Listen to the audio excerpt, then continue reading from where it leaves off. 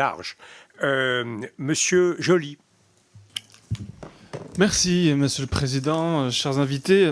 Depuis la révolution islamique, les chrétiens d'Iran subissent des persécutions violentes. Emprisonnement, suppression progressive des droits citoyens les plus élémentaires, des contrôles permanents, interdiction de culte, sévices allant jusqu'à la condamnation à mort pour les convertis. La minorité chrétienne iranienne dispose pourtant d'une identité linguistique et culturelle particulière par rapport aux autres communautés iraniennes, puisqu'elle est majoritairement non persophone et appartient à des groupes ethniquement minoritaires, notamment des Arméniens.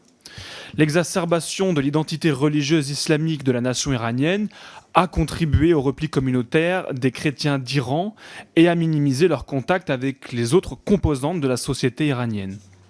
Cette situation de persécution violente n'est pas nouvelle et reste consubstantielle à l'histoire de la communauté chrétienne d'Iran depuis la période sassanide, puis sous les différents régimes islamiques. Les chrétiens représentent ainsi une minorité au nombre mal estimé et marginalisée au sein de la société iranienne. Leur présence est bimillénaire dans ce pays où ils obéissent pourtant aux autorités et ne génèrent aucun trouble.